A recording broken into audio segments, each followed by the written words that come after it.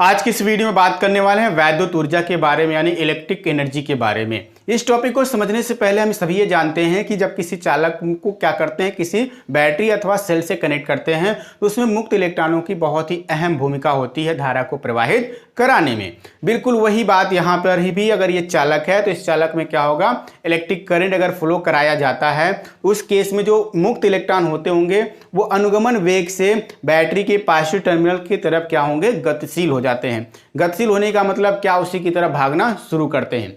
जब वो क्या करते हैं, इस तरीके की एक्टिविटी करते हैं, भागते हैं, तो यहाँ पर उपस्थित क्या होगा, परमाणु होगा, अणु होगा या धनावेशित भाग होगा। उनसे क्या करते हैं, ये लोग टकराते रहते हैं। जब वो भागते हैं तो उन लोगों के पास काइनेटिक एनर्जी होगा। वो काइनेटिक एनर्जी कहाँ से मिलता है, इलेक्ट्रिकल एनर्जी से ही मिलता है। वही इलेक्ट्रिकल एनर्जी कन्वर्ट होता है काइनेटिक एनर्जी में जब ये लोग भागते हैं, और वो काइनेटिक एनर्जी जब ये टकराते हैं परमाणुओं से, अणुओं से, तो अपनी एनर्जी का कुछ भाग क्या करते हैं, उस परमाणु को या उस चालक को दे देते हैं, जिसके वजह से उनकी ऊर्जा जो होती है वो डिक्रीज करती होगी कुछ ना कुछ, और वही ऊर्जा इस चालक में ऊष्मीय ऊर्जा के रूप में प्राप्त होती है। और इसीलिए यहाँ पे कहा जाएगा कि जब किसी चालक से धारा प्रवाहित होती है तो वैद्युत ऊर्जा ऊष्मीय ऊर्जा के रूप में क्या होती है, परिवर्तित हो जाती है। तो जितनी भी उसमें वैद्युत ऊर्जा होगी उस हिसाब से वो क्या होगा, कन्वर्ट होता चला जाएगा। ये तो बातें हो गई वैद्युत ऊर्जा से संबंधित। अगर कुछ एग्जांपल की बात करें, जैसे इलेक्ट्रिक प्रेस को ले लीजिए, आप क्या करते हैं, उससे आयरन करते हैं कपड़े को, लेकिन जब उसको सर्किट से कंप्लीट कराते हैं तो वो क्या होगा, वहाँ पे हीट होगा। क्यों हीट होगा, क्योंकि वहाँ पर बिल्कुल यही कॉन्सेप्ट काम करता है। वैद्युत ऊर्जा को वहाँ पे कन्वर्ट कराया जाता है किस रूप में, हीट एनर्जी के फॉर्म में, ऊष्मीय ऊर्जा के रूप में उसको परिवर्तित कराया जाता है। देखिए हमारे पास क्या है, एक चालक है। इस चालक को क्या कर दिया गया, एक बैटरी से कनेक्ट कर दिया गया। इस बैटरी का जो पोटेंशियल डिफरेंस है कितना, कैपिटल V है। इसमें कितनी धारा प्रवाहित हो रही है, I धारा प्रवाहित हो रही है। ठीक है, अगर ये T समय के लिए सारा एक्टिविटी किया जाए तो उस केस में इसमें कितना कुलाम, उस यहाँ पे कितना कुलाम आवेश एक सिरे से दूसरे सिरे तक एंट्री किया होगा, वो Q = IT से आपको पता चल जाएगा। दूसरा चीज आप ये जानते हैं V = W/Q हुआ करता है। तो यहाँ से इस फार्मूले से अगर आप W कैलकुलेट करें तो W = क्या लिखेंगे, VQ लिखेंगे। और Q की वैल्यू आपके पास क्या है, IT, तो हो जाएगा VIT। आपके पास यही W की अगर हम बात कर लें तो अगर कोई इलेक्ट्रिक अप्लायंस है या फिर क्या है, कोई बिजली का कोई ऑपरेटस है, उसको क्या कर देते हैं, ये समझ लीजिए प्रेस ही हो, तो क्या कर रहा है, वो अपना काम कर रहा है, कोई कार्य कर रहा है ना, कपड़े को प्रेस करने के लिए हीट एनर्जी बना रहा है ना, तो हीट एनर्जी वहां पे वो एक कार्य के रूप में प्राप्त होता है, वही W ही है। अब W का अलग अलग ऑपरेटर्स के लिए क्या होगा, ये अलग अलग होगा। ठीक है, तो ये बिल्कुल याद रखना है, W = VQ, Q कुलाम आवेश, और कितने विभवांतर के लिए, V विभवांतर के लिए कितना ऊर्जा वो व्यय करता होगा, वो W ऊर्जा व्यय करता होगा। W कार्य अगर करता है तो।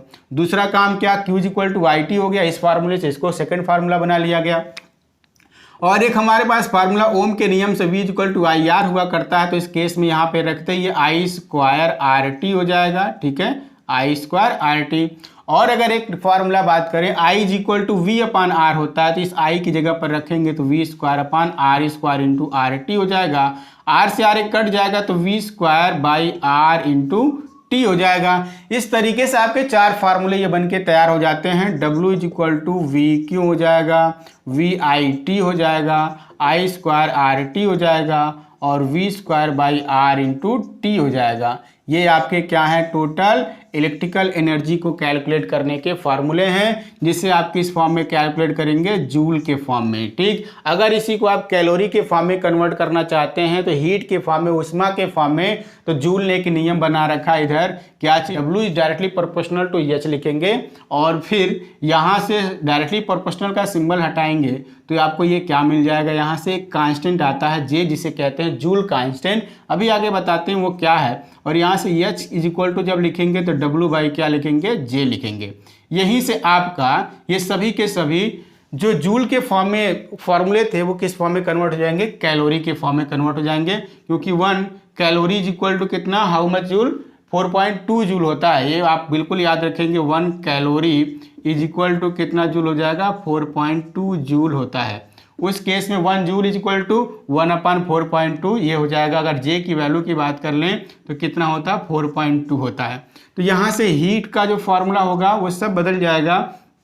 वी क्यू अपान क्या चाहिए 4.2 हो जाएगा। वी आई टी है तो वी आई टी अपान भी 4.2 हो जाएगा, और is equal to I square r t है तो I square r t upon 4.2 हो जाएगा। ठीक है, और एक और है v square t upon r, यहाँ 4.2 आर लिख दीजिए। इस तरीके से आपके ये क्या हो जाएंगे, सभी के सभी फार्मूले चेंज हो करके ये क्या बन जाते हैं, कैलोरी के फॉर्म में हो जाते हैं। ठीक, तो कैलोरी के फॉर्म में जब भी आपको कैलकुलेट करना है तो समझ लीजिएगा वो क्या होगा, हीट होगा, उष्मा होगा। और वो कौन बताता है, जूल का नियम बताता है। जूल का नियम क्या कहता है, यहाँ का जो वर्क डन होगा उस बिजली के ऑपरेटर्स के थ्रू उसमें जो उष्मा उत्पन्न हो रहा होगा वो एक दूसरे के क्या होंगे, समानुपाती होंगे। जितना ज़्यादा कार्य करेगा उतना ज़्यादा उष्मा उत्पन्न होगा, इसीलिए वो एक दूसरे के क्या होंगे, समानुपाती होंगे। अब समानुपाती का सिंबल हटेगा तो वो क्या हो जाएगा, जे से मल्टीप्लाई होगा। जे क्या है, यहाँ पे जूल कांस्टेंट है। समझ लीजिए जूल कांस्टेंट की वैल्यू कितना 4.2 होता है। वो कहाँ से आ जाता है, आप ये जानते होंगे 1 calorie is equal to 4.2 joule होता है, वहां से आ जाता है। ठीक, ये तो सारी बातें हो गई किससे संबंधित, वैद्युत ऊर्जा से संबंधित। और वैद्युत ऊर्जा के इन्हीं सभी फार्मूले को नेक्स्ट पॉइंट पे भी हम लोग इस्तेमाल करने वाले हैं। देखिए क्या है नेक्स्ट पॉइंट, यहाँ क्या है, वैद्युत शक्ति है। ये क्लास 9 से ही बताया गया है कि किसी भी बिजली के ऑपरेटर या किसी भी मशीन के द्वारा प्रति सेकंड जितना वो कार्य करता होगा वो कहलाता है क्या चीज, उसकी शक्ति कहलाता है या पावर कहलाता है। अगर विद्युत से संबंधित है तो इलेक्ट्रिक पावर के नाम से इसको जाना जाएगा, या विद्युत शक्ति या वैद्युत शक्ति के नाम से जाना जाएगा, जिसे हम लोग किससे डिनोट करते हैं, कैपिटल पी से डिनोट करते हैं। इसका मात्रक जो होता है वो क्या होता है, वाट होता है। 1 वाट इज इक्वल टू जूल प्रति सेकंड होता है, ये भी बताया गया। देखिए किसी विद्युत परिपथ द्वारा व्यय ऊर्जा की दर, अगर विद्युत परिपथ में है सिर्फ वायर ही है तो भी वो हीट होता रहता है, कुछ ना कुछ वायर कहें या फिर फैन कहें या फिर बल्ब कहें, कुछ भी हो, वो अगर यूज किया जा रहा परिपथ में कनेक्ट, परिपथ मतलब क्या, वायर से कनेक्ट करके वहां पे स्विच ऑन कर दिया गया, ऑफ नहीं है, स्विच ऑन है, वो वर्क कर रहा है, तो वो क्या हो गया, एक परिपथ है बंद परिपथ। उस बंद परिपथ में ऊर्जा का जो व्यय होने का दर है, जिस पर सेकंड कितना एनर्जी वहां लॉस हो रहा है, उस चीज का अगर कैलकुलेशन आप करते हैं तो किस में जाता है, वैद्युत शक्ति में जाता है। यानी वैद्युत शक्ति उसी को कहा जाएगा क्या, कि किसी वैद्युत परिपथ द्वारा व्यय ऊर्जा की दर वैद्युत शक्ति कहते हैं। इसे पी से व्यक्त करते हैं, इसका मात्रक वाट होता है। अब बात कर लें इसके फार्मूले की। P इक्वल टू आप जानते हैं W/T होगा, ये क्लास 9 से ही बताया जाता है। P इक्वल W/T है। W के इतने जितने सारे फार्मूले सभी के सभी यूज होने वाले हैं, अगर इस्तेमाल कर लें तो ये क्या हो जाएगा, VQ अपान क्या होगा, एक T हो जाएगा। दूसरे अगर T, अब देखिए यहाँ पे सब में अपान में T है तो इस T से कैंसिल हो जाएगा, P equal to V into I हो जाएगा। यहाँ से भी T कैंसिल हो जाएगा तो आई स्क्वायर आर हो जाएगा। यहाँ से भी T कैंसिल हो जाएगा तो V स्क्वायर अपान आर हो जाएगा। इस तरीके से ये सभी के सभी इलेक्ट्रिक पावर के क्या हैं, फार्मूले हैं।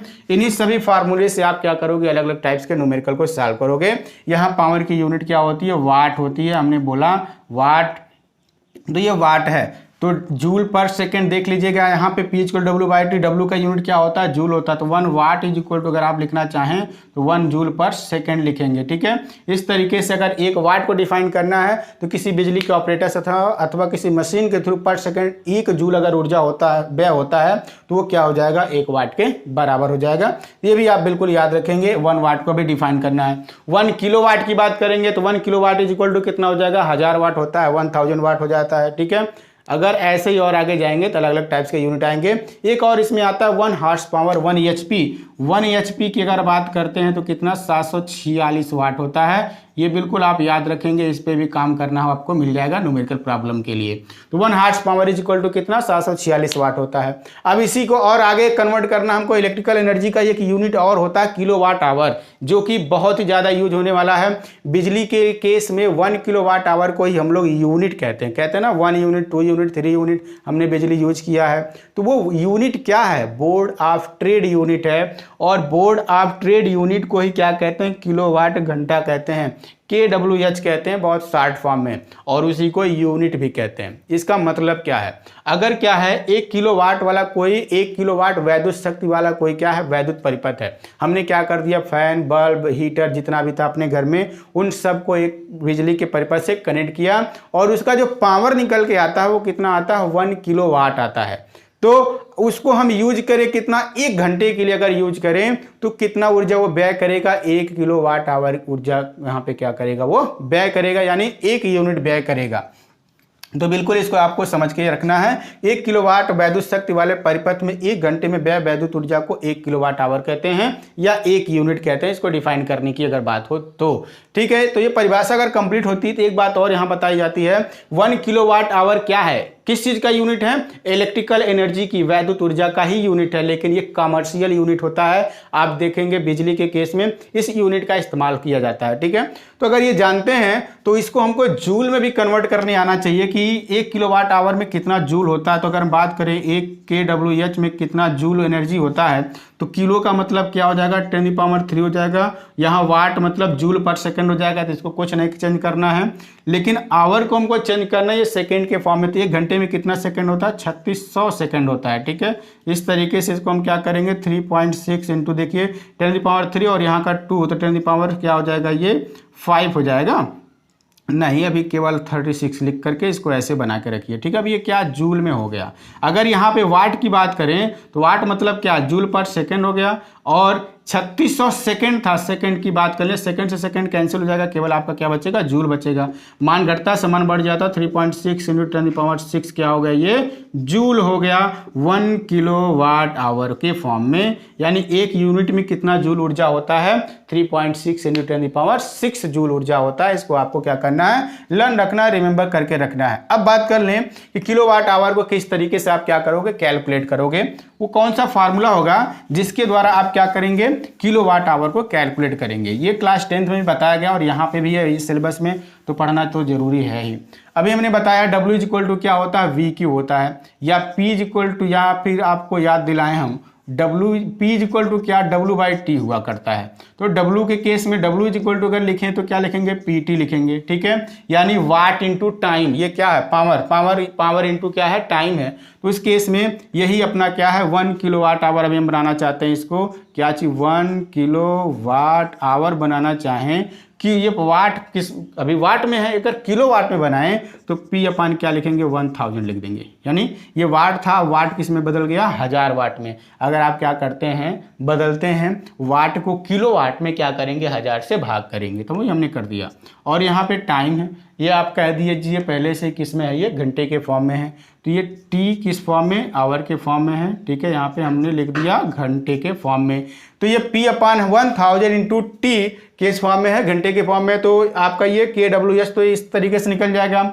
दूसरा क्या हो जाएगा, यहाँ से P is equal to V into I हुआ करता है, याद करें अगर, P is equal to V into I भी हो जाएगा। तो उसी फार्मूले को यहाँ यूज कर लें तो 1 kWh इज इक्वल टू लिख पाएंगे क्या चीज़, V इंटू आई इंटू T/, क्या 1000। तो सबसे ज़्यादा यूज होने वाला ये फार्मूला है यूनिटों की संख्या कैलकुलेट करने के लिए। यहाँ क्या है, पोटेंशियल डिफरेंस है, I क्या है, करंट है, और T क्या है, टाइम है।